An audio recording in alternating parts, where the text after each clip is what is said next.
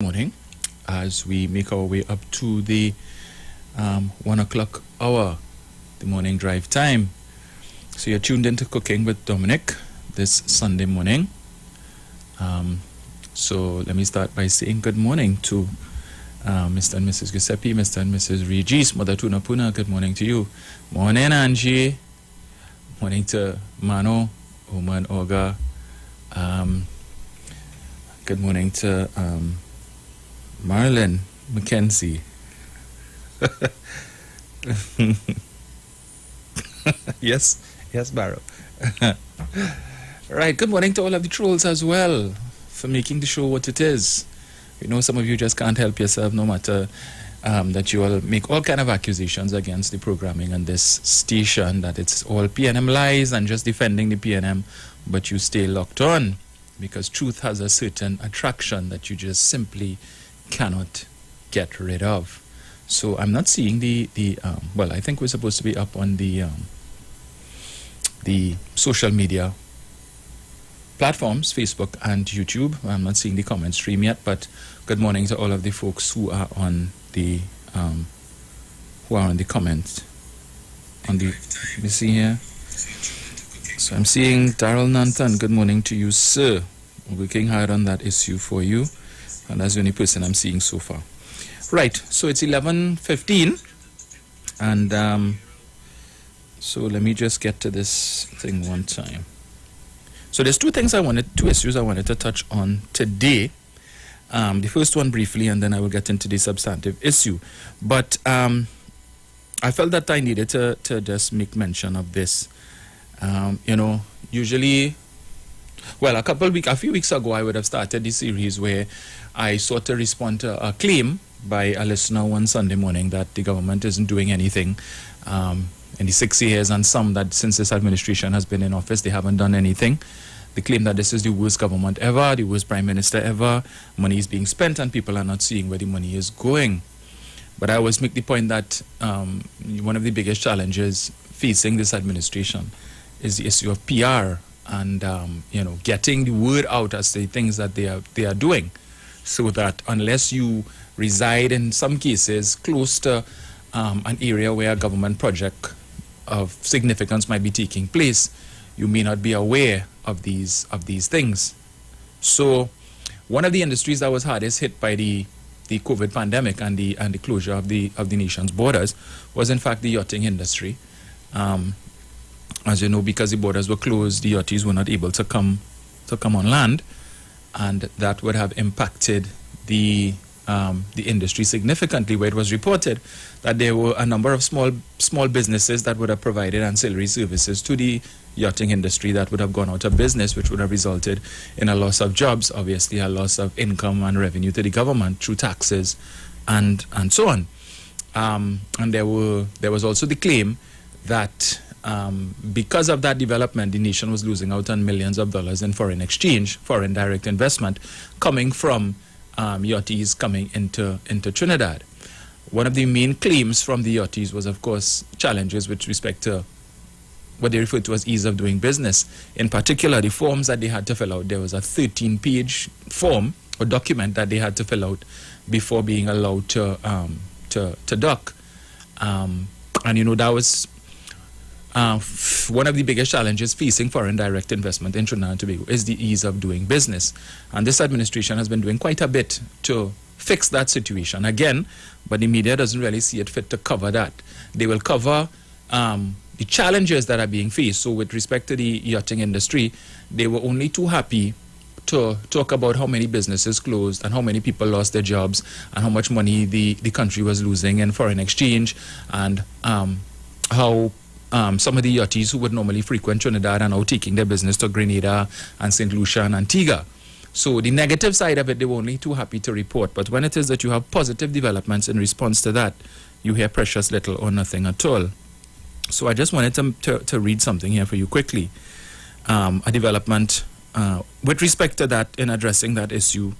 2 days ago, 10 million in grants for the yachting industry. In a bid to revitalize the yachting industry, the government is distributing $10 million in grants for people who work in it. And the grant facility, which is a one-off, is aimed at small and micro businesses that serve the industry. In addition, the government is seeking to make it less bureaucratic for yachts to enter TNT by reducing the 13 pages of paperwork to a single document to be implemented by the Ministry of National Security. The long-anticipated single harmonized form, which has been approved by Cabinet, is required to be in place in the soonest, said Minister of Trade and Industry Paula Gopi-Skoon at a press conference that was held at Peaks Yacht Services in Chaguaramas yesterday, in conjunction with the Yacht Services Association of TNT and the TNT Coalition of Service Industries. She observed that the industry was negatively impacted by the pandemic and the public health measures implemented to mitigate the virus. This resulted in an overall decrease in yacht arrivals for 2020 and the closure of some businesses, bringing the domestic industry to a near halt, she said. Cognizant that boat yards were operating below capacity and that incentives available did not cater for smaller businesses, the grant facility was introduced. Speaking about small businesses qualified for the grants, Gopi-Skoon said micro businesses, classified as companies with less than or equal to 250,000 in annual turnover, would be eligible for a cash grant of up to 20,000 to cover 100% of business costs. Small businesses classified as businesses with more than 250,000 but less than or equal to 8 million in annual turnover will be eligible for a cash grant of up to 50,000 to cover 75% to 100% of particular business cost. This grant fund facility has been created to assist with working capital needs, such as business rent, utilities, raw material purchases, and purchase of machinery, equipment, and tools. This is about the resumption of business activity and getting people back to work. We have therefore deliberately eased the qualifying criteria for applicants wishing to access the grant, she said. Applicants must be nationals of TNT and provide proof of evidence of experience in the industry. And she said an evaluation team will be set up by the ministry and application forms will be available from Friday and grants will be processed in 3 weeks. We recognize that it is a skilled labor force that really drives this sector, and therefore this facility will cater for those of you who offer services such as fiberglass work, welding, woodwork, upholstery services, seal making, electronics and electrical work, painting and rigging. This facility will also be available for those involved in the other services such as hospitality services, haul-out facilities, storage facilities, dock spaces, retail shops, travel agencies, and yacht brokerage. She noted that there are on average 150 businesses catering to the local yachting industry, of which 84% are characterized as small and micro enterprises. In addition, she noted that the yachting industry employs approximately 1,700 persons, skilled and unskilled workers, over a number of services including storage, repair, maintenance, and ancillary services. And of this number, she said that approximately 64% of companies were involved in repairs and maintenance. 19% of the companies provide services for hospitality, haul-out services, storage facilities, and dock spaces, and the remaining 17% of companies facilitate other services such as retail shops, travel agencies, and yacht brokerage. Right? So, positive development there, $10 million grant facility for small and micro enterprises involved in the yachting industry. And then on the other side, benefits for the yachties so that they are now encouraged to come back to Trinidad, because one of the main hindrances, which was that 13-page document, has now been reduced to just 1 page. But this was not something that the media sought to trumpet, to highlight. Why? Because it paints the government in a good light. Yeah, but of course you would expect to hear the naysayers who would talk about, it's the yachting industry and who have yacht and that's for all their partners and all their friends and them who have yacht and the 1% and all that dotishness. That is what you're going to hear from the trolls and all of the anti-PNM persons. They're not going to see the positive spin on this, that it's going to create an avenue, an opportunity now for the country to generate more foreign exchange from that particular sector. No, let us paint it from a perspective that the government only doing thing for the 1% and the friend and them who have yacht and both have a yacht and all of that you're going to hear. But we will highlight these things here as they present themselves. Right? So, good news there. Right, so the other thing I wanted to touch on was the issue of EFCL, the Education Facilities Company Limited, which it was announced last week is going to be wound up. that facility that was started in 2005 under the Patrick Manning regime as a wider, as part of a wider group of special purpose companies that I suppose was all part of revolutionizing how things are done in the public sector and in the government service to improve the level of service that we get and the efficiencies of these agencies. EFCL, unfortunately, was one of those companies that has been plagued with corruption of all types, bringing it to where it is today, where it is no longer financially viable, and the state has taken a decision to do away with that particular company. Of course, there is going to be the loss of, I think, approximately 41 jobs, and which is why I find it very strange, passing strange, that the UNC has not really made an issue of this development, seeing as how they have appointed themselves the de facto champions of persons who lose jobs. And whenever it is that you have a development such as this, where there is job loss, usually they would call a press conference and they would make an issue about it and talk about this wicked and evil PNM government, and all they've done since they come in office is to cause people to lose their jobs and whatnot and stuff. So let's examine that today. How did EFCL get to where it is today? Let's look at that. So first of all, the article would have come out last week, Monday, entitled Education Facilities Company Limited Goes Out of Business. It appears that government has finally made a decision on the future of the debt-ridden EFCL. In a purported notice of termination to staff, which has been circulating widely on social media on Monday, acting chairman of EFCL, Savitri Sipasad, said that the company was unable to carry on the business for which it was established and has decided to close down its undertaking and go out of business. Sipasad is listed as being the Deputy Permanent Secretary in the Ministry of Finance. Messages sent to former EFCL Chairman Ricardo Vasquez were not answered, nor were messages sent to the Finance Ministry's Communication Department and Ministers Carl Mimbert and Brian Manning on the decision. The EFCL's website is no longer functioning, and there was no answer to any of the numbers listed for the company. Newsday understands that a petition to have the company wound up has been filed in the High Court, but no date has been set for a hearing. And Newsday was also told that the matter was a sensitive one, but a notice will be advertised and all creditors will get it. The EFCL was established as a special purpose enterprise on March 11, 2005 under the Patrick Manning administration. And the company's function involved repairing and maintaining early childhood care centers, primary and secondary schools, and it also had responsibility for the Education Ministry's textbook rental program. Since its establishment in 2005, a total of 133 new school facilities had been constructed and outfitted. These included 85 ECCE centers, 40 primary and 8 secondary schools over the same period. And EFCL has done over 8,000 repairs and maintenance jobs. Most recently, it has been unable to pay staff and has had millions of dollars in judgments registered against it. And this was alluded to by Sipasad in the letter. She admitted that the company has, for some time, been unable to meet monthly operational expenses, including the payment of salaries to employees and pay its debts.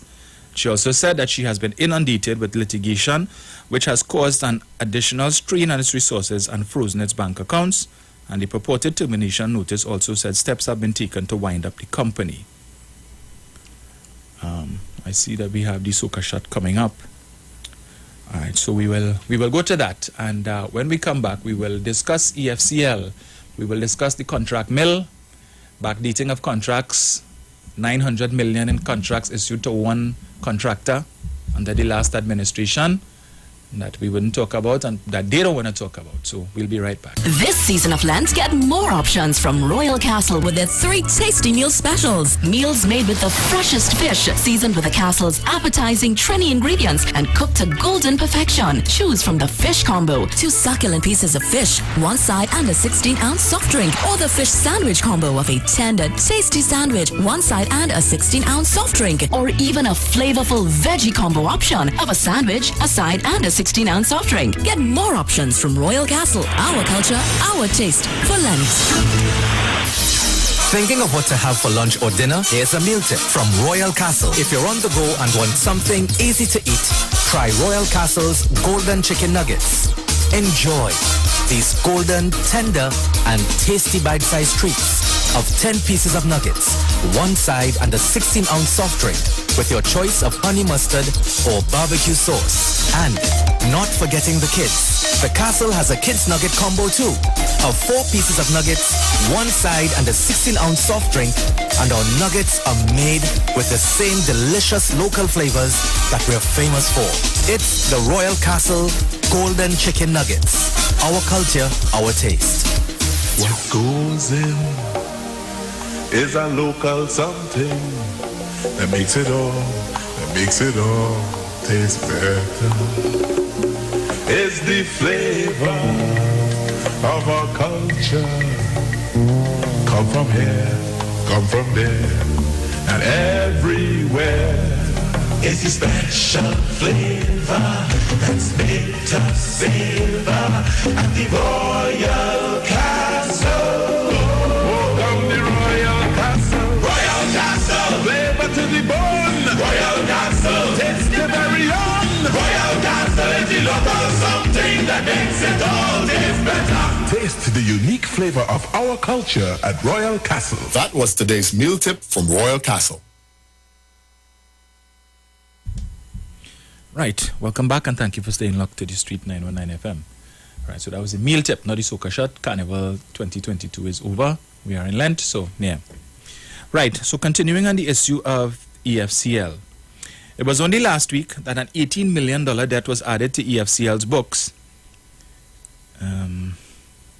When the court ordered it to pay the sum owed to the contractor Emily Elias for work done on the Poverty Girls Hindu College in Debe in 2013. So since 2013, under the People's Partnership, when money was running, money wasn't no problem.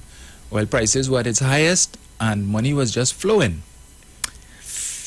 $18 million, they couldn't pay that. And so now the debt fell to this administration to be paid. And the contractor would have taken EFCL to court, and the court found in his favor. And $18 million has to be paid for work done on the Poverty Girls Hindu College in Debe. All right. Even before that, in May 2019, Newsday reported government had to settle nearly $2 billion in debts, legal costs, and claims by contractors against the EFCL. And within the last 5 years, companies have received judgments against the company for work done to schools, amounting to millions.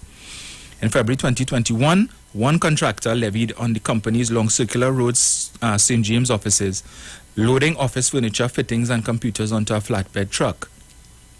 At the time, Chairman Vasquez declined comment and referred all questions to the Education Minister, who told Newsday her ministry and the Finance Minister were in discussions about a final resolution of the issues surrounding the debt profile of the EFCL.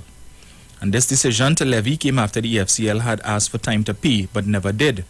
In September last year, employees who had not been paying wages up to May of that year reportedly said that the company had to regulate its operations to one of 2 floors it occupied at the building in St. James because of mounting expenses. Unnamed employees said rent had not been paid to the landlord for more than a year. The TNTEC bill at the time had been outstanding for 6 months, and they were on the verge of losing internet and phone connection. So that was the state of EFCL. Right? So as I said before, and I asked the question, how did EFCL get to be where it is?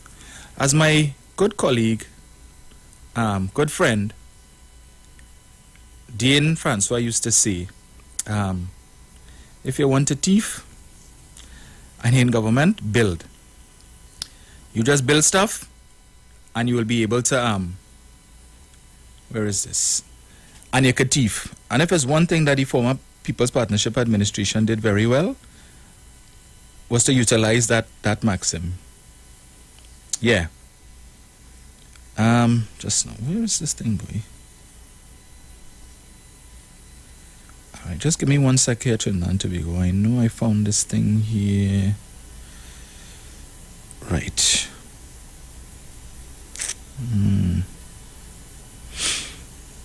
All right. I don't know why this always happens to me. Okay. Right, so we would have read where one contractor is purported to have gotten some $900 million in contracts, 58 contracts valued at $900 million. What was the procurement procedure used to award one contractor 58 contracts worth $900 million? You know, the UNC is a party that loves to talk about, they love to talk about procurement and proper procurement and how this government corrupt and so on. But I would have loved to see what was the tender process by which this person was able to get all of that money. Well, they didn't really get the money because they brought litigation against the state. And I'm trying to find the article here, which I had saved, and I don't know why I'm not finding it. Litigation against the state for some $900 million, and it was reported in a lot of instances that there were no contracts, no signed contracts for whatever services this contractor claimed to have undertaken. And in fact, a lot of the work was never done. But $900 million in claims. Let me get this here. Okay. 2.2. All right, just give me one sec, catch on Trinidad and Tobago. Hold on, just now. Get this. All right.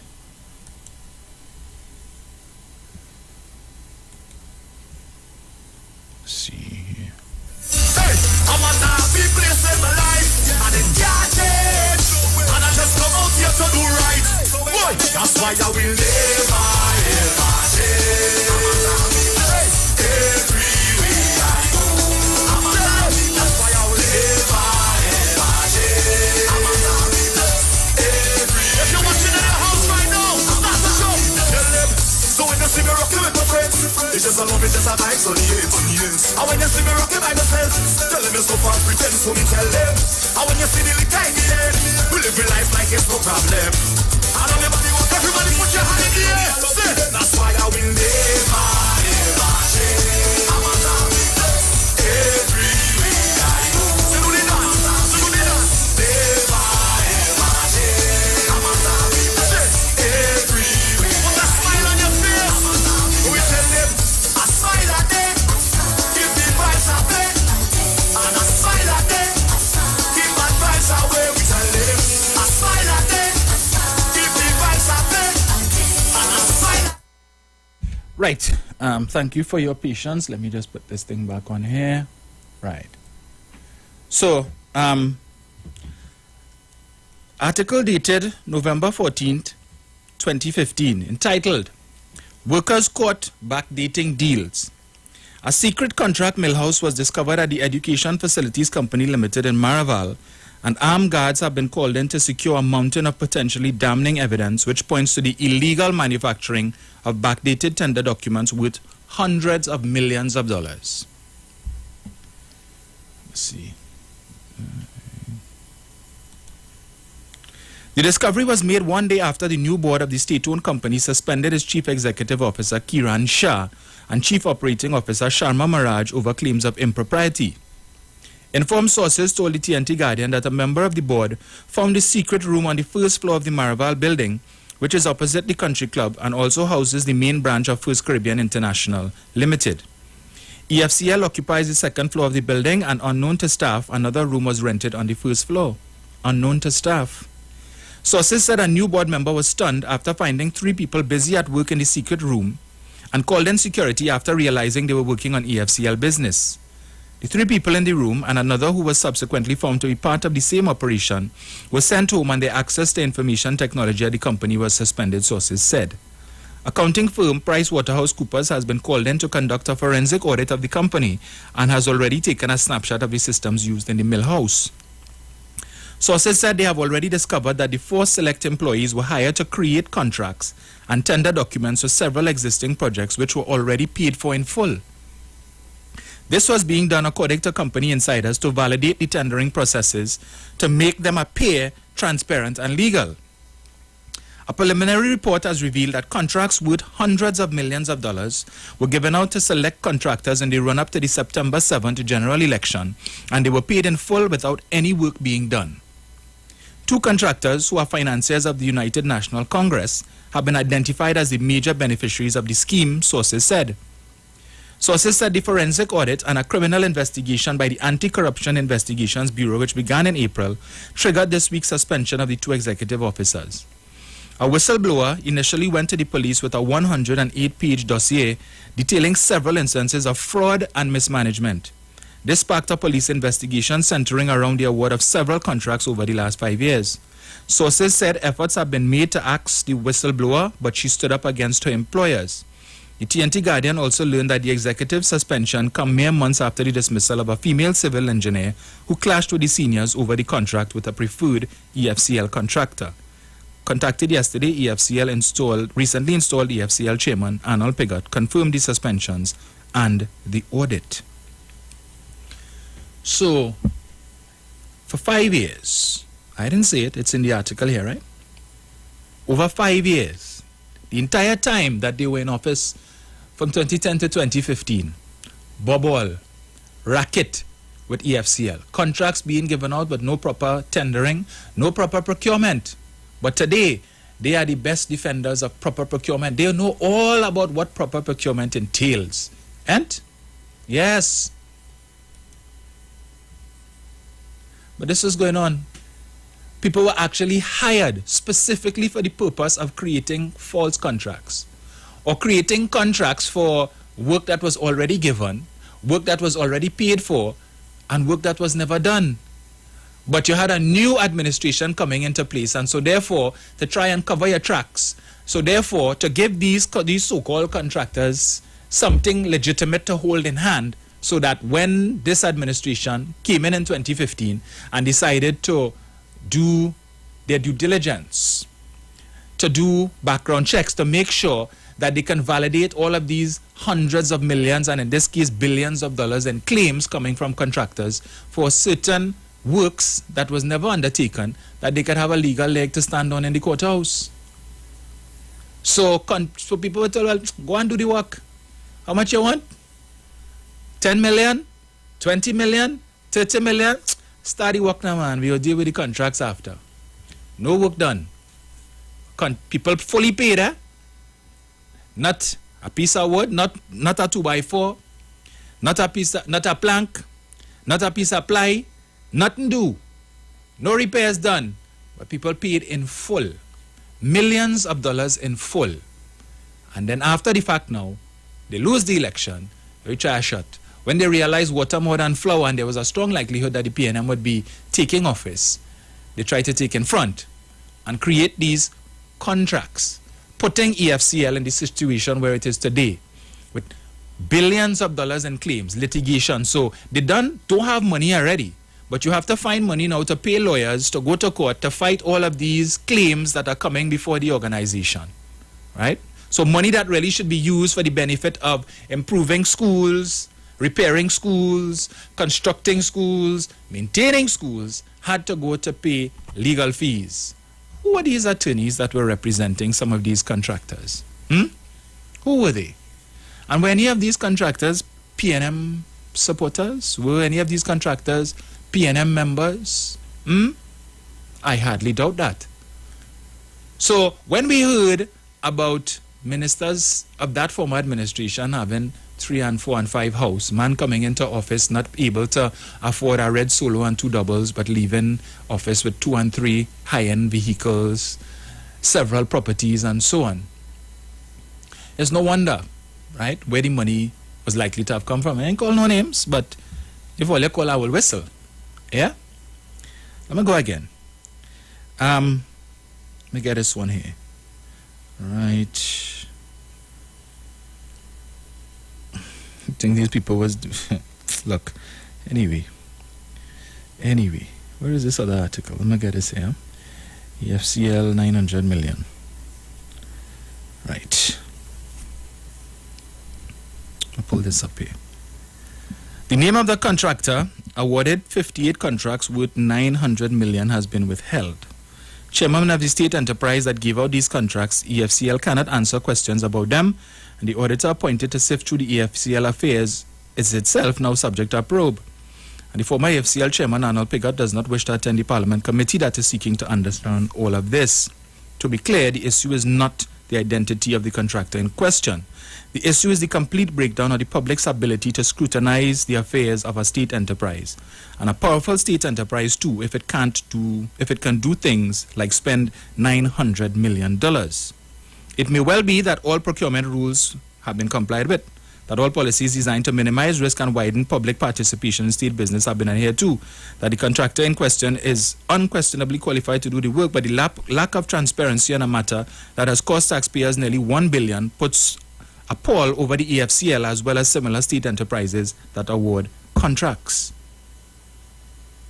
Under the Kamla Prasad Bissasa's administration, EFCL staff were reportedly made to sign confidentiality agreements which blocked the firm from scrutiny.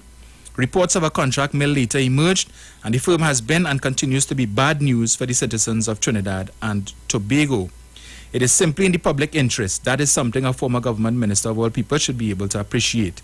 The public has the right to know what state enterprises are doing, and furthermore, it has a right to know whether systems and procedures at state enterprises are working. So this too is an important issue for evasion. This is too important an issue, for evasion. And the country needs to have an explanation of this 900 million affair. And somebody needs to answer. The startling revelations that were given by the EFCL chairman, Ricardo Vasquez, before the GSC, which held its third hearing into the operations of the company at the Office of the Parliament. Claims by contractors against the EFCL include those for work that was suspended, while others are for work that was incomplete but full payment was demanded. Some jobs never got started, Vasquez said, and in some cases contractors are on the site without working but are still billing the company. Asked how it is that one person could be granted 58 contracts, both Vasquez and EFCL acting general manager Dennis Cox could not provide an answer. And asked to provide this contractor's name, the sums for each of the 58 contracts, and the period in which these contracts were awarded. The EFCL officials were not forthcoming, but then they were asked by the GSC to provide all of the details in writing. 900 million. 900 million. You hear the UNC crooning about that? No. But the 200 million that was spent by NGC to try and save Train 1, that 200 million that was spent in an effort to try and save jobs, that 200 million that was spent to try and guarantee or to protect and to safeguard the states, you, the taxpayers, 10% interest, 10% shareholding in Train 1. Oh, they had a problem about that. That money could have been spent on this and that, the other and the next. $900 million in claims coming to EFCL, where it is being reported, no contracts to be seen to support any of these claims. There is no work to support any of these claims. In most instances, money was paid with no work being done, right? But $18 million owing to Emil Elias. I guess Emil wasn't a UNC contractor. Maybe if he was a UNC financier, a UNC friend, or a UNC supporter, he might have gotten his 18 million way back in 2013, rather than having to wait until 2022 to take the state to court to get his money. Yeah? But others who didn't even have a contract, they were paid in full. Reminds me of E-Beam, Adolphus Daniel, $34 million paid. Not one sticker chalk, not a duster, not a dry eraser, nothing to show for it. Not a blackboard, nothing. Absolutely nothing. $34 million of taxpayers' money gone. Mr. Daniel has now gone to the great beyond, and the state has a very slim, if no chance at all, of recovering that $34 million of taxpayers' money. But we're not concerned about that. We're concerned about the $200 million with NGC. We're concerned about the alleged $100 million in fake oil. But 900 million, small thing, man, forget that. We're not interested in that, because that is not PNM. Yeah. We have no concerns about that. We don't talk about that. But we will focus on NGC. How many hundreds of millions of dollars were spent? Over $1 billion went out of NGC's coffers for the wastewater treatment plant. Where the boss man? The man who had 0 years of experience in building a wastewater treatment plant. The man who won the contract through proper procurement. And, UNC, proper procurement. Got a $1 billion contract over a company that had 58 years of experience. That's how you procure PP style. Today he's living it up in Panama or whatever other country he may have moved to that doesn't have an extradition treaty with Trinidad and Tobago. We haven't really heard much about those proceedings. Because Mamu, as they call him, is likely not to return to Trinidad, unless, of course, you, the citizens of this country, were to play fast and loose with your vote in 2025 and return Kamla Prasad Bisasa as Prime Minister and the United National Congress as the government of Trinidad and Tobago. In which case, the boss would feel more than happy, more than relieved to come back home and probably restart SIS because, hey, there are other contracts to be had. 5 years worth of contracts to be had. Yeah? Because they had to fix all the mess that the Rowley administration made. So, all of these folks, all of these unsettled contracts, people just waiting in the wings for 2025, all fingers crossed, all toes crossed, and any other part of the anatomy that they could cross to is crossed, hoping, praying that 2025 would be in their favor come general election, and everybody could come with their claims and money pay.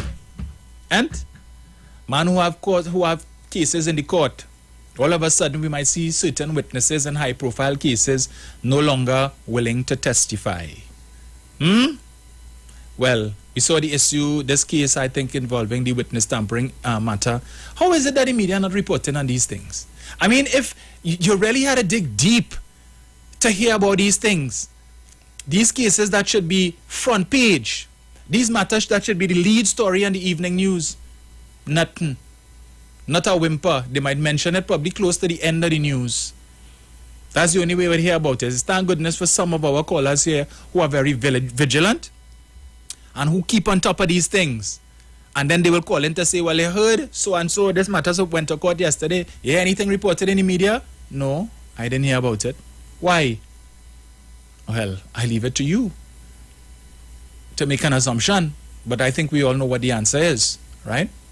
So, 41 persons or thereabouts are now on the breadline as a result of the need to close EFCL. And perhaps they'll return to the former system where I think it's MTS or whoever that was dealing with those issues. So we have a lady who called a couple times last week who as a former contractor and who would know what the situation was with respect to that and the challenges that she and others like herself would have faced with respect to getting paid for legitimate contracts under what obtained between 2010 to 2015, where the EFCL was basically, as we would have just read, feeding trough. Your friend, family financier of the UNC, you don't know beef from Bullfoot and how to repair a school? Small thing, man. Just come and we will do a contract for you. No work done. No, absolutely none. People on the work site, no work being done, but they're still billing the state. For what?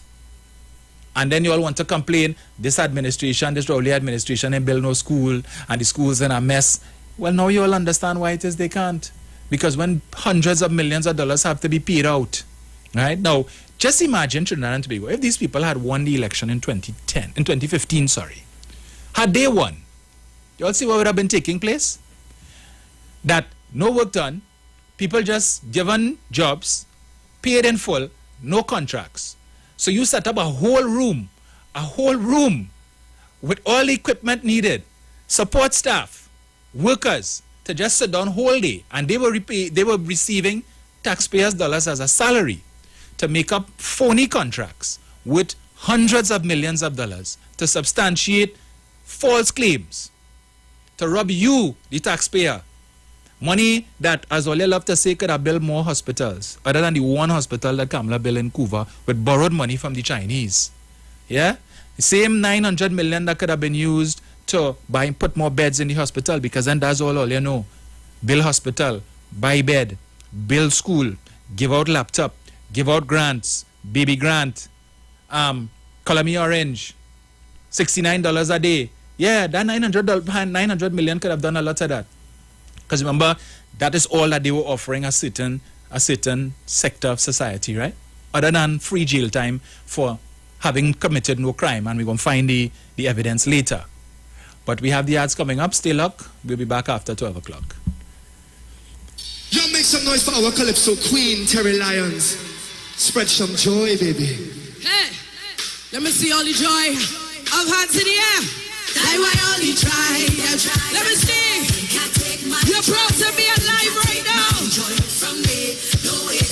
Everybody up there. Can't take my joy. They can't take my joy. That's why I'm still winning. Just like this. All the beautiful people still winning. Just like this. How could I just say? Oftentimes, life gets so hard. Trust me, I know that. Trust me, I know that. And find any motivation. It's only frustration. I can't afford to slow the pace. Now is not time to lose the faith. One thing I know, mommy raised a fighter, fighter. Bad mind, I want to see the faith. But each time I fall, I rise again. Then I get it, that's on everybody. That's why all you try, try. You can't take my trust. That's why all the lie, them lie. You can't take my trust. That's why I'm still winning, still fighting. I can say, still winning, still shining. Oftentimes, seems like you have too much to bear, but hold on tight. Don't let your heart fall up of here. But sometimes, hard times will show you who you have on your side here. Who's up on your right here? Hey, bad mind, they want to see with it. I can't avoid it.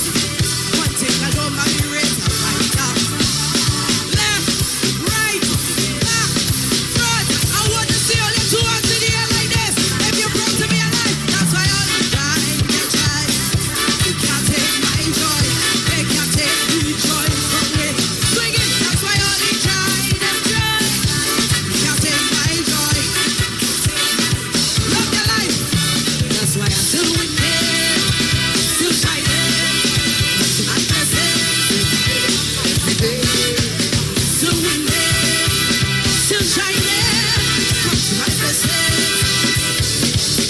Everybody say, way yo yo, way yo yo. There we go, way yo yo. Louder, way yo yo. Yes. If you're proud to be alive, sing it. Hey, can't take my, they can't take this. Don't make them take your joy. They try, they try. They can't take my joy. They can't take my joy. That's why I'm still winning, still fighting. Come to my blessings. Still winning, still shining.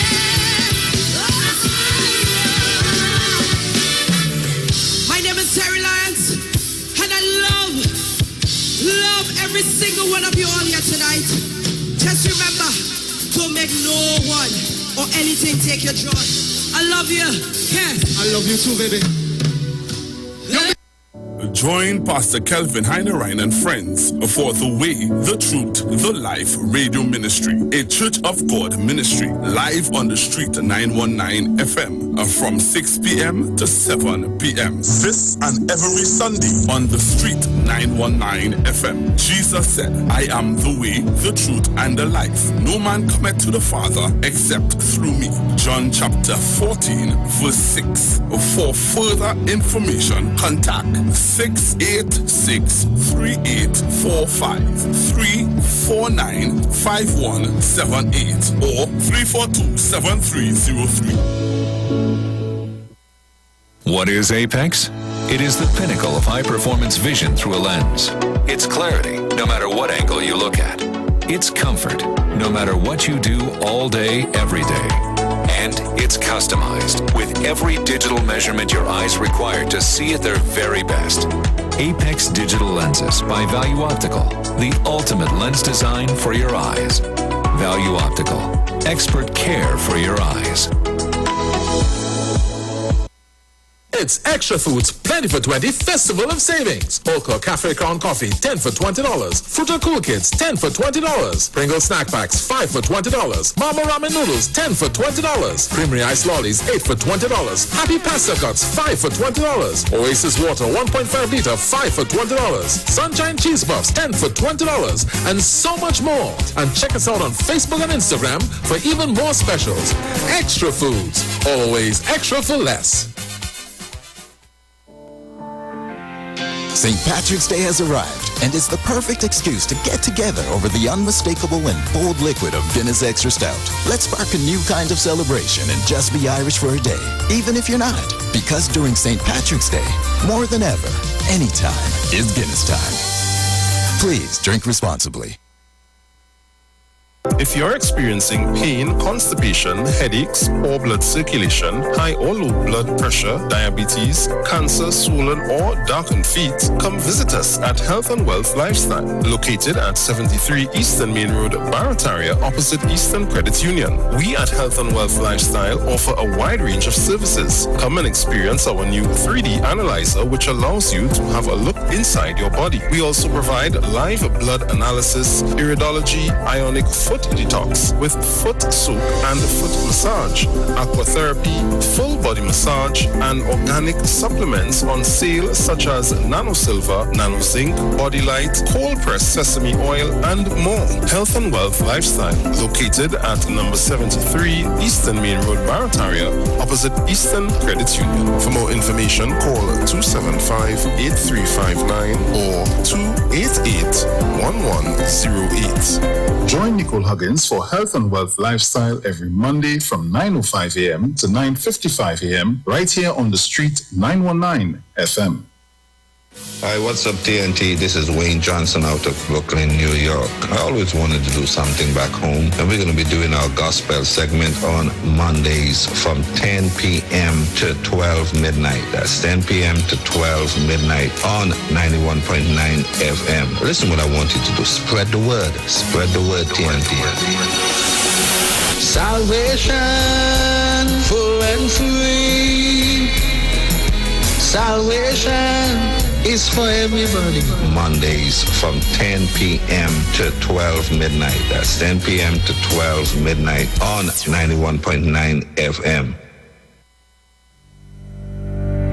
Tune in to the Street 919 FM every Friday from 9:15 a.m. to 9:30 a.m. with Kingdom Health Services, situated at number 125 Eastern Main Road in Tunapuna.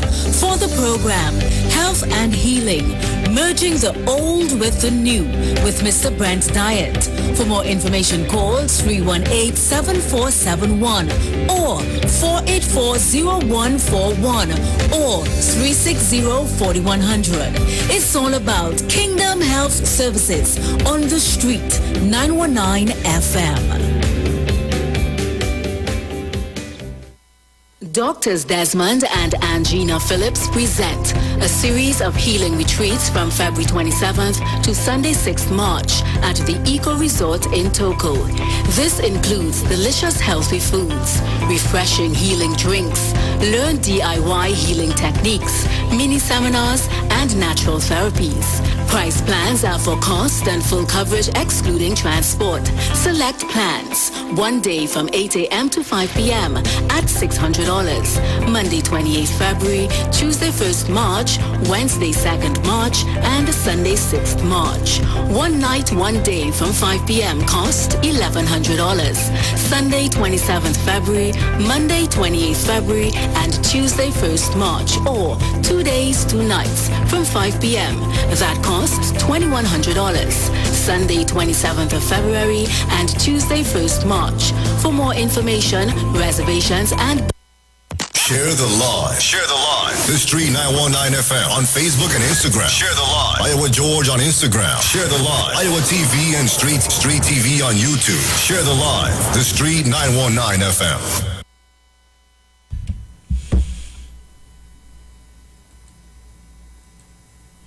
Welcome back and thank you for staying locked to the Street 919 FM. Before I open the lines, I saw there's someone on the chat. Ryan Thomas was saying, if it's only UNC thief and if PNM do thief. You know, you always miss the point completely, you know. You always make an allegation. Okay, the PNM, you say the PNM thief. And I keep asking the question, and yet none of you could point it out. Between 2015, when this administration came into now, which minister thief? You might want to tell me about Marlene McDonald. Marlene McDonald's issue was something that is alleged to have taken place prior to this administration coming when she was a minister under the former Patrick Manning regime. Okay? So we're talking about 2015 to now. Which minister is accused of being a bag of money minister? Which minister is accused of soliciting bribes from any contractor? All of this was the order of the day between 2010 and 2015. There were very few ministers in that last administration who were not accused. From captain to cook, from the prime minister, come right down to the lowest of our ministers, were accused of some sort of malfeasance. Where Jack Warner, who was at one point in time a minister in that administration, would have accused his former boss of receiving checks totaling $8 million to facilitate Section 34, a claim to which Mrs. Prasad Bissessa has never responded, other than to say after the election she would bring an avalanche of lawsuits against Mr. Warner, and for all the claims that Mr. Warner made against her in the lead up to the 2015, well, from 2013, when he left that den of inequity, formed the ILP, won the Chaguanas by-election, made inroads with respect to the local government election, and then in the lead up to the 2015 general election, all the claims he made against her, Mrs. Prasad Bissessa brought one lawsuit against Mr. Warner. One. Where's the avalanche? Still waiting for that. To clear your name. That was her mantra. Step aside and clear your name. But Prasad Bissessa, there were so many claims that were made against you. You never stepped aside to clear your name, and today your name is still tarnished because you have not made sufficient response to any of those claims. There were claims that one of your ministers had several houses. He lost his phone at a bar after drinking too much in Central, and the phone showed text messages between him and an alleged contractor making arrangement to deliver the Crocus bag of money. And when the media contacted him to ask him about that, he said, yes, the phone is mine, but I know nothing about any text messages. Notwithstanding the fact that some of these text messages were at least 2 years old. So if he wanted to say that people made up text messages when they found the phone, the date on the text messages told a different story. You have your former Attorney General before the court for significant fraud with respect to legal fees and legal briefs, and I'm still trying to find that article. I don't know why it's so difficult to find, which told us about how outside of the norm, what would normally take place is that when lawyers have briefs, sometimes it would take months or even years for them to get these briefs from these states. But this person was sending in invoices for briefs, and within 2 to 3 days of the state receiving these briefs, it was being paid. The Office of the Attorney General. In some cases, you had junior attorneys who were holding brief, sitting in the court for senior attorneys who the briefs were given to. Right? So these people were receiving hefty amounts of money in legal fees and didn't even have the tenacity to show up in the courthouse or to even show their face to say, good morning, Your Honor, or good morning, my lady, or good morning, my lord. Not even that. And receiving millions of dollars in brief and not one day show up in the courthouse. Tell me, how is that taking place in this administration, Ryan? Why is it that every time you all have to make a claim about PNM thief and PNM corruption, you all had to go back 4 decades to the 1970s? Tell me about 1991 to 95. Tell me about 2002 to 2010. Tell me about 2015 to 2022, Ryan. If you have information, please share it with us. We will be more than happy to discuss it. But don't tell me nothing about O'Halloran and Privat and them. I'm fed up here about that. These guys have been pushing up daisies for donkey years now. Okay? They're dead and gone. When you like to talk about, the PNM invent corruption, I always tell you, if you all want to say the PNM invented corruption, but UNC mastered it, they refined it, and the PNM would have a CXC and O-levels in corruption. The UNC have a PhD. You all do it so well. Listen to that. One contractor, 58 contracts, totaling 900 million. And it's difficult to find the work. You all created a whole contract mill. All your real brazen, you know. I'm talking about UNC and if PNM do thief. Well, you tell us what the PNM thief. 6 going on 7 years. And none of the ministers in this current administration have been accused of any such thing. The only thing I could talk about is Daryl Smith and that issue with the young lady where she was allegedly paid $150,000 to keep quiet. To hush her mouth. That's about it. What you talk about? You all want to talk about Shamfa Kojo and the Roman bill and Daryl Smith and the Magdalena? That's it? That's the corruption all they want to come up with? All kind of thing you all throw against this administration and nothing sticking. But when you talk about if it's only the UNC the thief and the PNM the thief. Look. Anyway. Hello, good afternoon. Dominic, good afternoon. Yes, sir, good afternoon. So Dominic, EFCL started under Mr. Manning and closed down under Dr. Rowley. Yes. Sweet. Wonderful. But I ain't called for that, Dominic. Last week or week before, you were talking about the buildings Mr. Manning put up to hold all government offices. Yes? Yes, sir. Right. Dominic, do me a favor. That building they have along the savannah opposite Cape Park, where they had the Ministry of Agriculture. Yes. Find out for me if that building is state-owned or privately owned. Because the reason I ask that, I find it strange that the government would move the Ministry of Foreign Affairs from one of those buildings next to Harriet and put them along the savannah where agriculture was. Why they move Foreign Affairs from one of those buildings, Dominic? Now the workers have to look for 4 salaries, for 4 money to get around the savannah when they were looking for 2. From home to town, go to work. Now they have to go around the savannah. Dominic, find out for me if that building is state-owned or privately owned along the savannah. I will leave it here. Thank you, Mr. Livide. But to the best of my recollection, sir, the building is state-owned because I recall that when this administration came in 2015, it was originally announced that the building was going to be torn down and that the government was going to put, they were going to put a hotel there.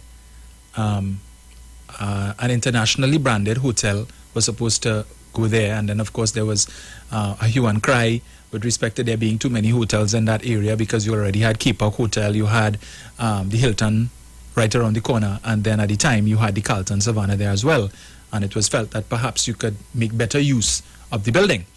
And I think the current use of the building makes a lot of sense. It's saving the government a lot of money. And the Ministry of the Ministry of Agriculture that used to be there is now located in Central. So I suppose Mr. Livide would also have an issue with persons who are working at that ministry and now have to travel to Shogunas, because I know one person who lives in Belmont who is working at that building, and she now has to travel to commute to Shogunas to get to work. But again, while that there may be I hear what you're saying.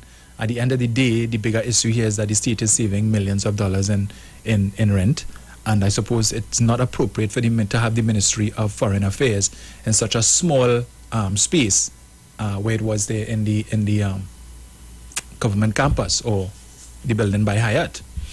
So, yeah, but I hear what you're saying. So, all right. So, Jenny, you have a minute, but I'll let you talk, and then we just go to the meal tip, and then please hold on, and you'll come back. Okay. Good morning, Dominic. Hi, Jen. Good of 91.9, Mr. Chance, everybody. This morning, I'm talking to the go along to get along fanatics and sycophant UNC supporters. You see, that is why they have to love the UNC, because when UNC in office, in whatever incarnation, is corruption, alleged corruption, is anybody and anything to be a member of parliament, and money does flow like this, water and manna from heaven. So remember, PNM is held to a higher standard than the UNC. So it's obvious the PNM will not come in and do the things that UNC used to do, and that's what it does get vexed. So they need to make up their mind. Is that they're holding PNM to a higher standard with class and ethics and morals, and you let them do what they have to do that way, or you want to hold on and be a go along to get along UNC. Hold on, Jen. Hold on, So, just for 2 minutes. Yeah. Trini ingredients and cooked to golden perfection. Choose from the fish combo, 2 succulent pieces of fish, 1 side and a 16-ounce soft drink, or the fish sandwich combo of a tender, tasty sandwich, 1 side and a 16-ounce soft drink, or even a flavorful veggie combo option of a sandwich, a side and a 16-ounce soft drink. Get more options from Royal Castle. Our culture, our taste for Lent. Here's a tasty meal tip from Royal Castle. Sometimes you just feel like eating a nice sandwich, right?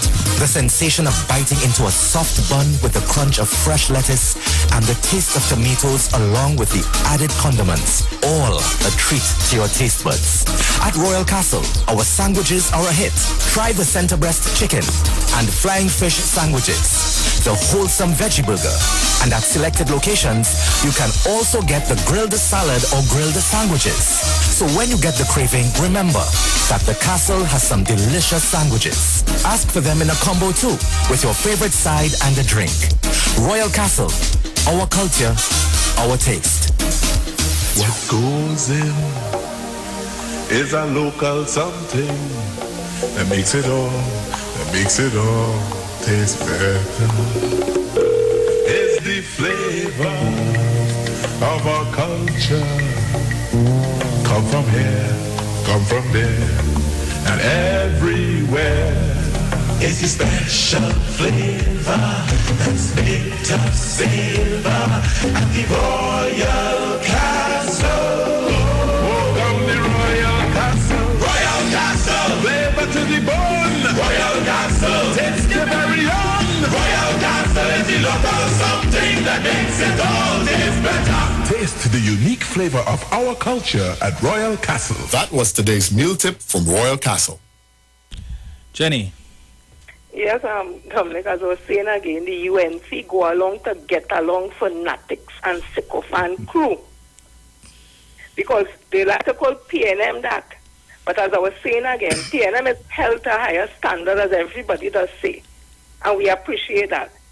But UNC is held to no standard. If anything and everything go on, money flowing like water, oil prices was over $120 a barrel. And if it run like water, we see in the outcome of that. It's not me say, the investigations upon investigation and alleged corruption coming. So when the PNM is held to a higher standard and they're doing what is right in the interest of Trinidad and Tobago, they find Dr. Rowley wicked, bad PNM wicked, they ain't giving you no money, they ain't freeing up no money. What all they really want? I don't want PNM to be like UNC and everybody's the same, or you want the right thing, but you know what happened, Dominic? People don't want to take responsibility for the action for nothing. They want to get everything easy. They don't want to get up off the royal behind and go and look for something. Look Pastor Gogo was speaking about Ministry of Agriculture where they're giving the lands and all that and $75 a day to go on, if you want to get into farming, you're learning everything, you had the land, all that. That and all they complaining about because they want to say $75 ain't enough. What all they want? Some all they go to school and finish school. Yes, it may have problems in the school system, all that. But all they got a proper education. All they can read and write some all they properly. None at all. They want big one with the big money. That is what apparently the UNC is to be facilitating because this paper, remember, Rishmi, ain't qualified to do the work at all, but get big work to get big money. So them is the kind of thing they like with UNC. They can't get that on.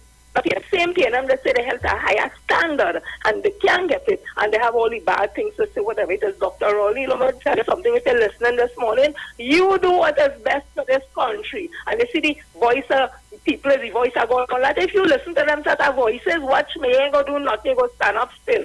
Do what is in the best interest. And last, before I go, you see who does give people thing and they want that thing in return, and when they can't get the thing, have to be calling on radio all the time and talking about what they give and what they didn't give and who this and who that. You see them is to stay away from because them supposed to be held to a higher standard too. I don't know what standard, I'm not saying about ABC because I can't see. And I've seen it again over Dominic, I can't see how them could be professor or less. I can't see it.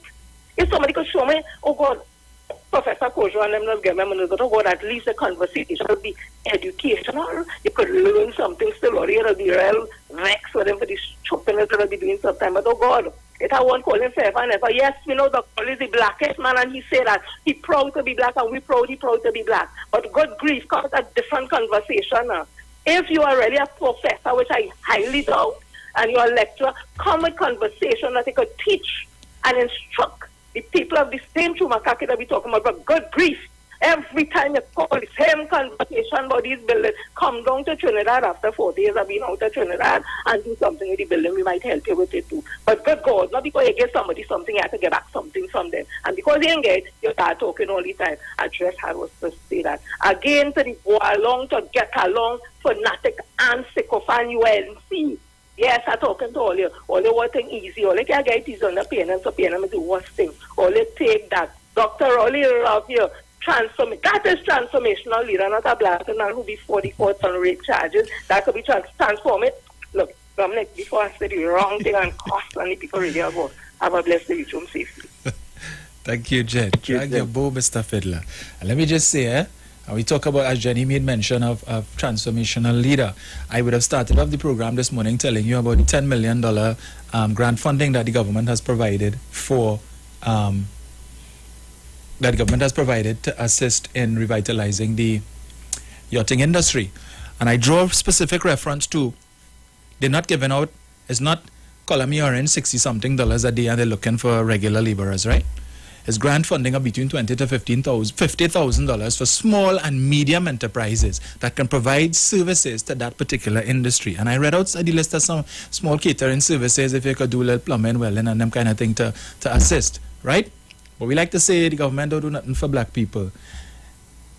If you're micro enterprises, means that you're a company that has annual turnover of 250,000 or less, and medium means that you have annual turnover of between 250,000 to 8 million. That excludes the so-called 1% that all you like to say that the government only like to take care of. That excludes all of these other big companies, right? So they're focusing on who? The small man, the small businessman, whose annual turnover 250,000 and less. But you all complain and have no opportunities. All you want contract. Well, look at have money now to assist you all to be able, if it is that you were involved in that industry before and you may have gone out of business because of what took place, they're now offering you an opportunity to get some money to get back on your feet that you don't have to pay back. But the government don't do nothing for black people. Anyway. Hello, good afternoon. Dominic. Hi. Good morning, Dominic. Morning. Mr. Leader, you like to harass Pastor Google. Pastor Google is San Fernando and come to work in Maraval. So what about if somebody has to go wrong in Savannah? Have some sense in the head, Mr. Leave it right there. Thank you, Jabba. Hello, good afternoon. Hello? Yes, good afternoon, caller. Yeah, Dominic. Central. By the UNC can be doing it better than the PNM because the UNC don't get catch. The PNM doing it and they do get catch. Give me an example now. Huh? Give me an example now. I will send a whole dossier about PNM infraction and corruption from the whole of justice, the Twin Towers to the course overruns and Labitco and all that. We are going straight back to Wahalaran. I'll give you some up front. I'll send it to you in the station. All right. Have a good afternoon. You too, Central. I still waiting on the dossier that Kabla promised since 2015 of the 150 buildings that is owned by members of the clan. I still waiting on the dossier that she promised with Marlene, what she called Marlene Gate, the pink envelope, the pink folder that she held up. Yeah? Still waiting on that. So I hope your dossier is not going to be like that, Central. St. James, talk to me. Boy, Dominic, man. Good afternoon. Dominic, yes, sir. Good point, Jenny. Good point. I'm going to deal with something first. Hey, Aruka, me no fundamentalist like all your brother. I'm from St. James, you know. And I'm going to tell you something, Aruka. Racism is illness of the heart. As crazy as he would say, I can't be a racist. You see that one who know call there? I know about he better than he. So forget Central Public. Never move on. I'll say Aruka always fundamentalist. Your program is Saturday morning. Dominic boy. What I'm going to say is thanks to Dr. Rowley Saturday, Friday, when I listened to the speech for opening up the public, opening up the state, right, 100%, and to the health minister. There's some pharmacists, even I with my medication, the Timolol, a lot of pharmacists are saying that they haven't gotten their tranche of medication for this month. there's a heart patient that went around at another pharmacies for the CDAP, and for somehow they haven't gotten it.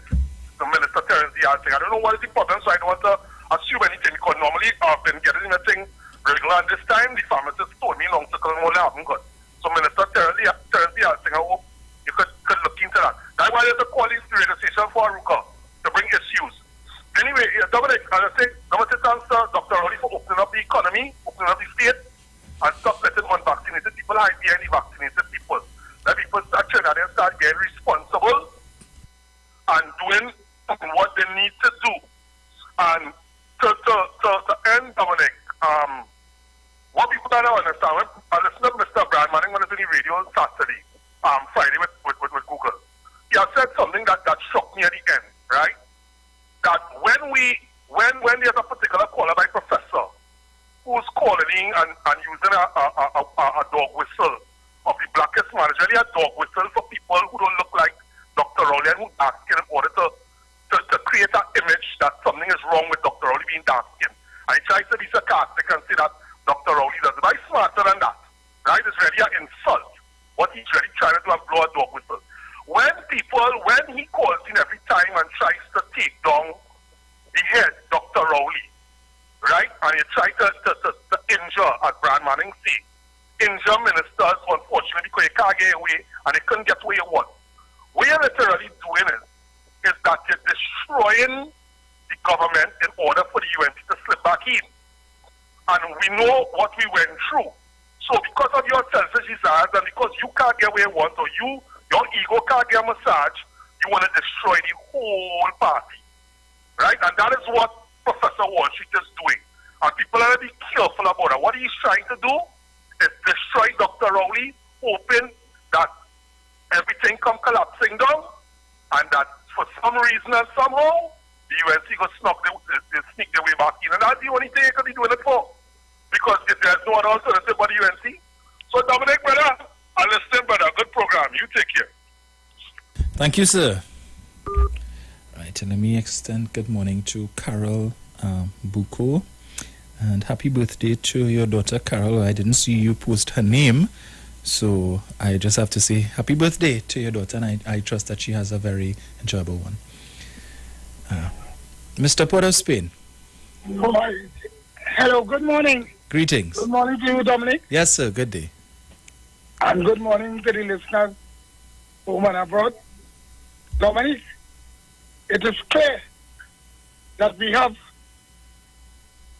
a serious aspect of the TNM PR.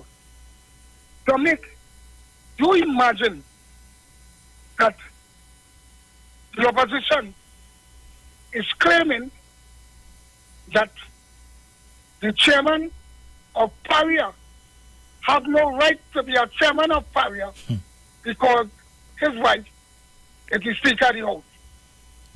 Dominic, you remember who was the Speaker of the House in the PP government? Yes. Dominic? You remember who was the chairman of a state board, TNT? Sushila Mark.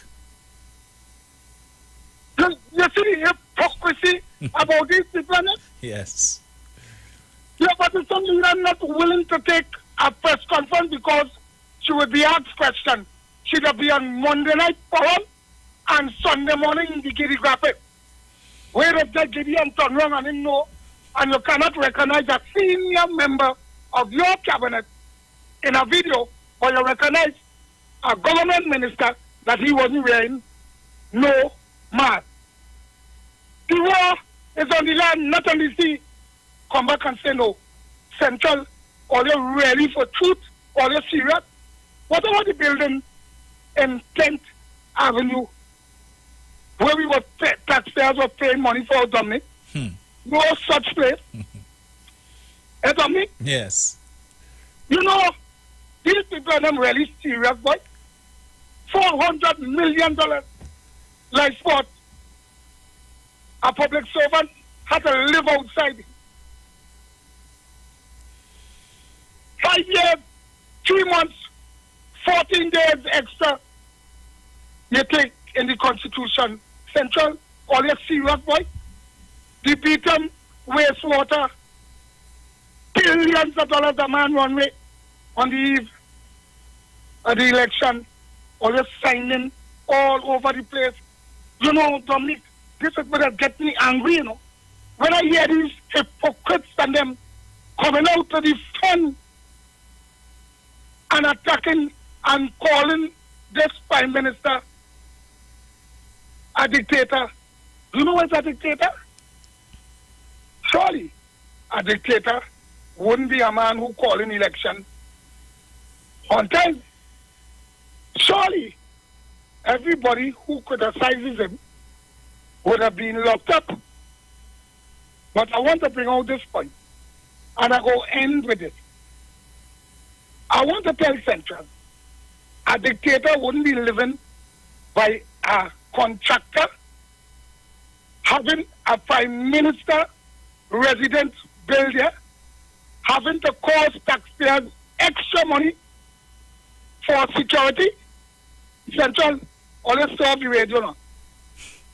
Always stop the radio. Always shameless boy. Always real shameless. And Dominic, I could go on and on, you know.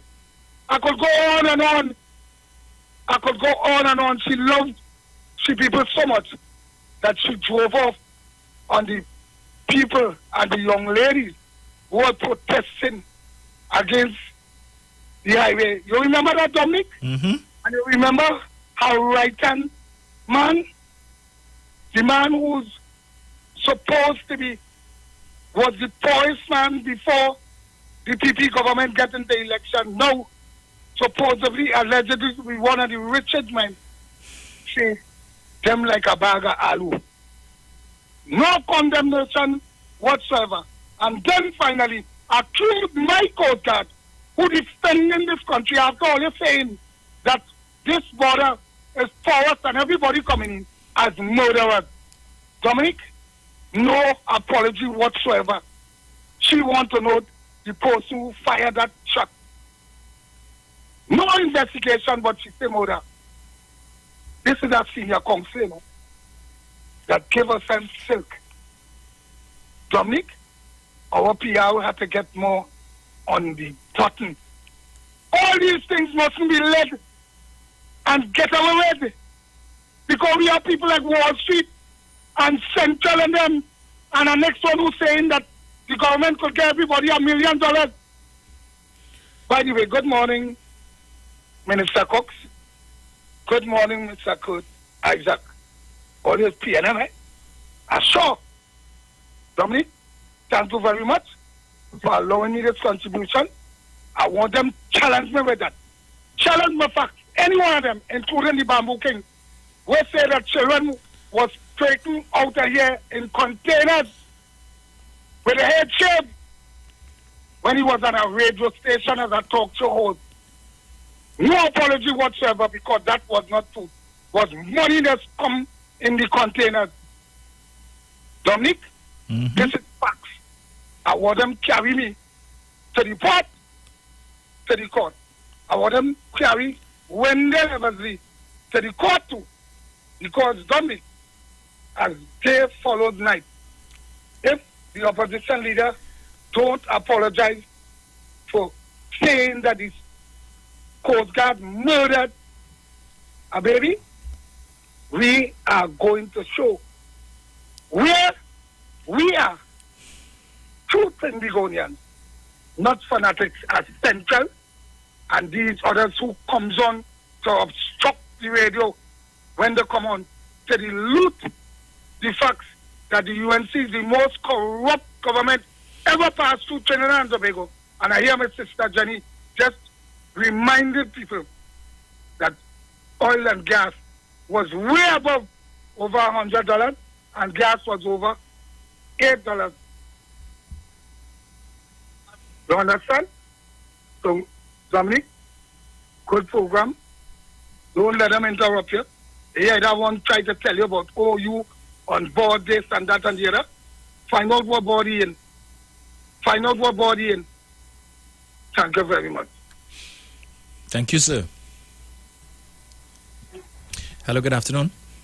Good day. Greetings. Yeah, greetings.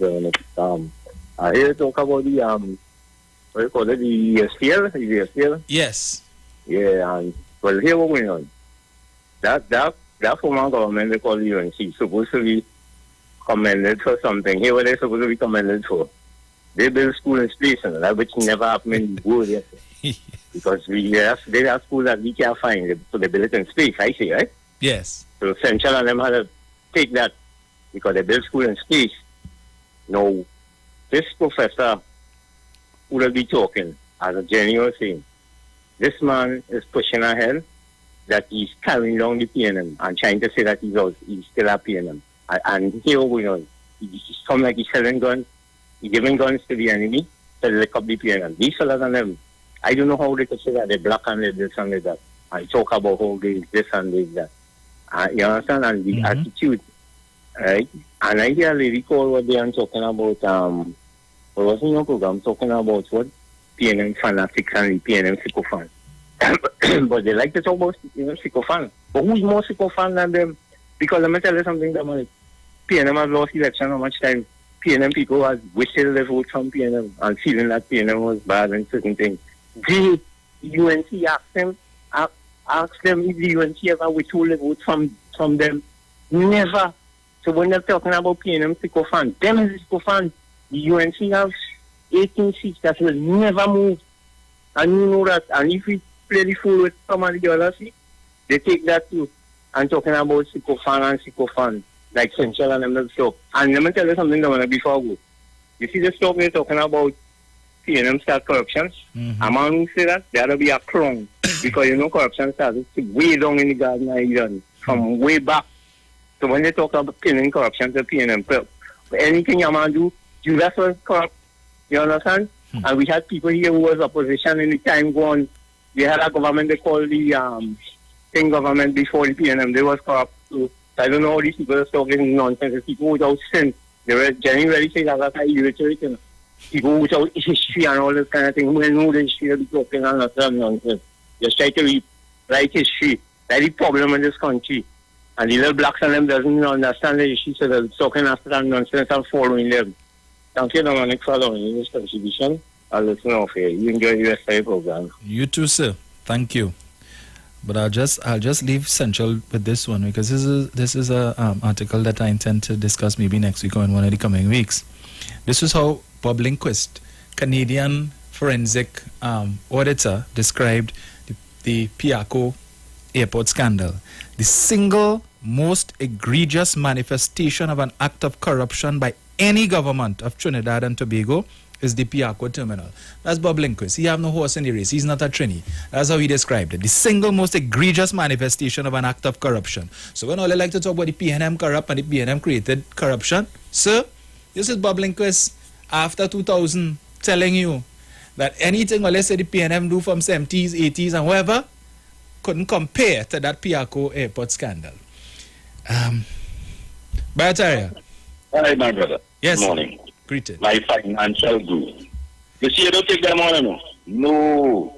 Because up to now, in this 5 or 7 years, they cannot point any minister in any allegation of corruption. But you came into office telling me Mr. Manning was spending too much money. Our debt to GDP at that time was 43 billion. When you all left me, and this is for heavy, this is what I consider good governance, right? So here what I give me, hands up, $60-something, until I make noise. Yes. 500 baby grants, right? And leave me with a budget of 65 billion. And a man who, when he parked his truck outside National Quarry, he had to wait weeks before he could get a load of gravel. Have a ticket, one PNM, Panama, one UNC, Miami. And where you going? So that they create our island pivot.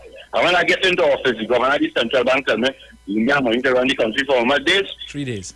Every time they get into office, come out, my country suffers a devaluation. You know what they call when they say money for 3 days, what they call for?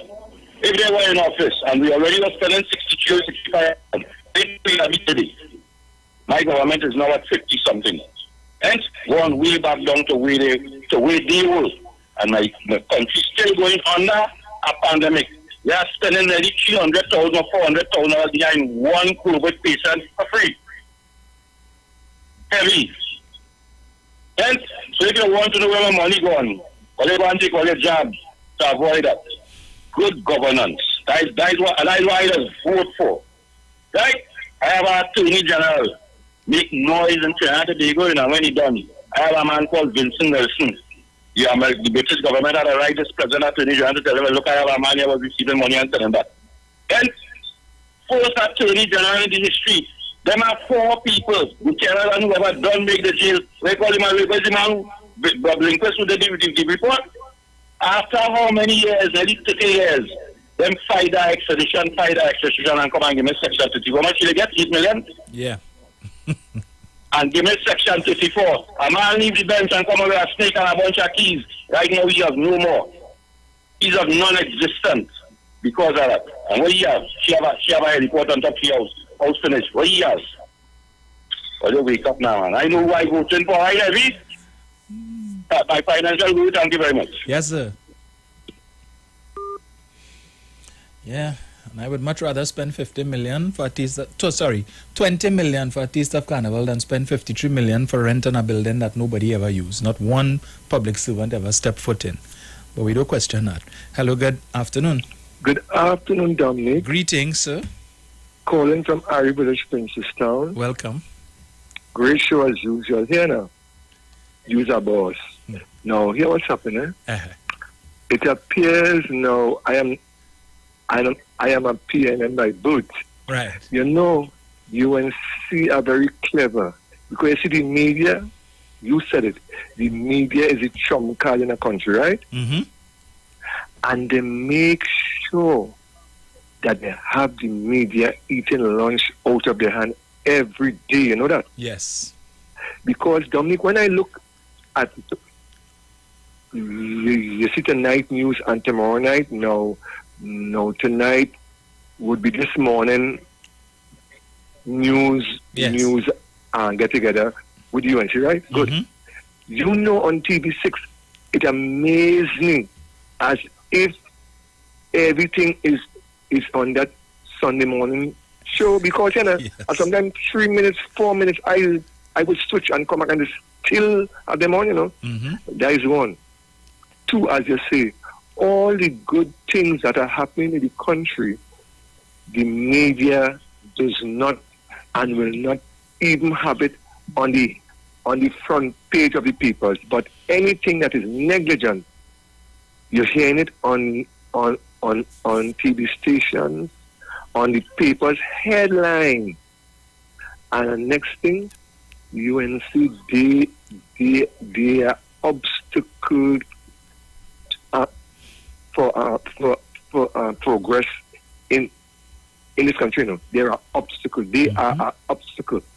Yeah, because they're making sure that nothing must ever happen correctly. And as you say, things are happening, but the media, like it appears, that is a trump card in the Analytica. Yes. Get hold of the media, and you will, you know, all your lies, it would be a portrait. Now, I want to say, Dominic, one quick thing before I go. Yes. Now, as of tomorrow, Dr. Rowley has said that the bus is 100%, and taxis, right? Yes. Now, you know, there are some taxis who had been charging more because of the use capacity. Not being filled to capacity, right? Yes. No. In my area where I live, there are greedy drivers there.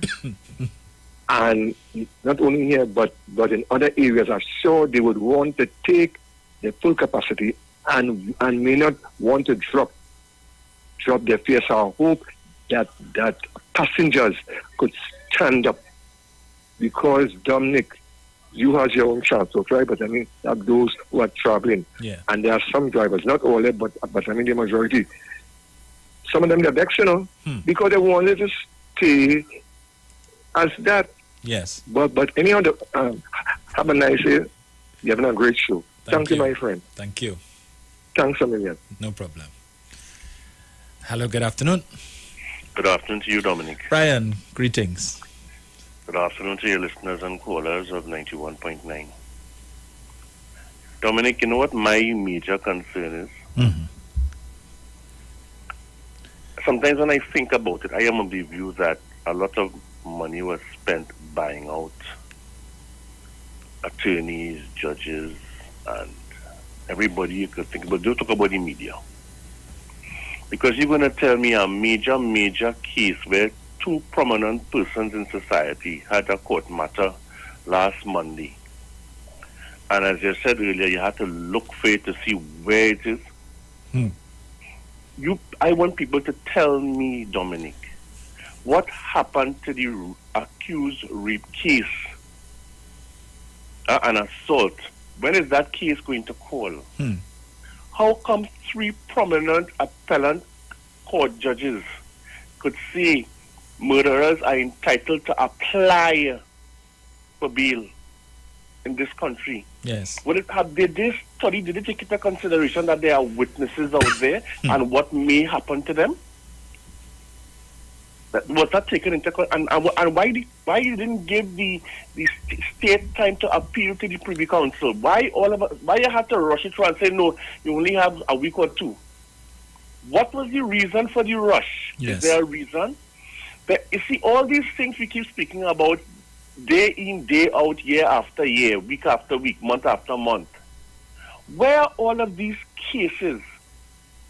Where's the fraud squad to call in this individual who got these 58 contracts worth almost $1 billion? Are they doing any research? Has anybody been arrested? Look at what happened with the EFCL, right? As any investigation being done there to find out exactly what went on? What about these individuals who were sent in there as executives to allegedly backdate tender contracts and so on? Have they been questioned? You see, my point is this. We will come here and we will talk. 2025 will come upon us. And if we don't see people, when I say we, some of us don't see people going behind bars, Dominic. Yes. Because to ask ourselves, the Prime Minister says, yes, the wheels of justice do turn, but they turn slowly. But I am not seeing that, to be brutally frank with you, I am not seeing that. You see, there's so much out there that we know about. Some of it we've even forgotten. Yes. We have even forgotten, unless we be reminded by people like you and others that, hey, oh, shucks, I know, remember that. I forgot about that. Are these cases, all of these things being investigated, Dominic? Is Acting Commissioner of Police Jacob doing anything about it? When are these cases going to be called, Dominic? Is the FIU doing any legwork? I mean, they may not have a much teeth, but are they doing any leg, or are they just a reporting body to say $22 billion was illegally transacted during the last year? I mean, this is big money. Yeah. People complaining every minute of what a road fix. The roads falling down and the house falling down with the roads, but nobody wants to pay property tax. Nobody wants to pay nothing. The government is dependent upon oil and gas, and they're talking about diversification. We have a problem, and I want to see these powers that be cases being put off and postponed. Why this case on Monday was postponed until quite July? The court is so busy between March, April, May, June, 4 months that they couldn't say, okay, let's do this case next month. Why 4 months to put off this case too? I have to ask myself these questions. How busy are our courts? That these are major cases.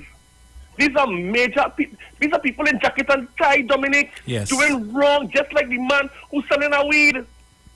4,000 people in jail today. How many of them are prominent in society who have done wrong and convicted? These are the questions I keep asking, Dominic. And until I begin to see things happening and getting answers to these questions, Wendell said that he's going to check freedom of information to find out where all these cases are and get back to the people like us on the radio. I'm still waiting for Mr. Eversley to get back to us and identify where and when. I want to know when the rape case is going to be.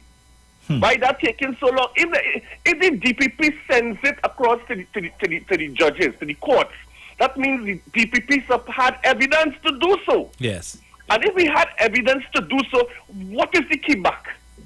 Why are there always postponements? How busy are these judges that, the attorneys that the judge can't say, listen, I don't want to see you, sir. I want to see the person responsible for this case. Let them come before me and tell me why they cannot come to court. We need to get justice. Justice must seem to be done. I am not seeing it. And until such time, we will continue to come here every day and talk about it day after day. And people will write about it and blast the PNM as if it's the PNM fault. And that will continue. Yes. I thank you very much. Thank you, Brian. Hello, good afternoon. Dominic. Yes, sir. They just want to vex with me when I talk about Dr. Rowley. Dominic, it's PNM supporters that is voting against Dr. Rowley, Dominic. Dr. Rowley and Zipilip Tracy do a set of nonsense in Tobago. Look what happened in Tobago, Dominic. The people in South say they don't want gypsy. Dr. Rowley want to force gypsy down, the people throw down in South. Look what happened, Dominic. Dr. Rowley lost the East-West corridor, Dominic. And right now, he hanging on by a string in Diego Martin, Dominic. One day I go tell you about that. They just want to be talking about Watson Duke. Watson Duke winning elections. And Dr. Rowley losing elections, Dominic. Why? Why, Dominic? Pastor, you answer that to me? Why? Dominic, enjoy your evening, my friend. Thank you, sir. I will leave it here. All right, I think I have time. I have one quick one. Jen, you have 1 minute. Yes, Dominic, as Brian was saying, look how long Watson Duke names before these frauds got an alleged corruption. Yes. Alleged fraud at PSA. Nothing up to now. You know much public officers last year would have gone to court and lost their work for less money than that in the public service. Look how long his rape case is going on. The mayor of New York is alleged sexual harassment, and he had to step down in New York bigger than Tobago with more people. He had to step down a man before the court and 1 count of rape and 4 counts of sexual assault. Or they keep talking about transformational leader. You know the reason why Watson Duke went in Tobago? This is my opinion. People have lost their morals. People have lost their ethics, and they want things just so. Because in America, no developed country, Watson Duke could be no politician and be in holding no office. So you have to question the people's morals and ethics in Tobago. I say so. To voting for he. That's why he win. Because people like things easy. They want things now. Because they want to work hard for nothing. Because he showed them the new way to get it now. It's a get on bad, jump on table, take this, take that, whatever it is. That's what's going on in the society right now. What is wrong, come right, and what is right, come wrong. But you know what? We have to hold on. We have to do the right thing, and we'll show them we can do the right thing. Dominic, I go on. Thank you, Jenny. You. We're out of time, but not out of things to say.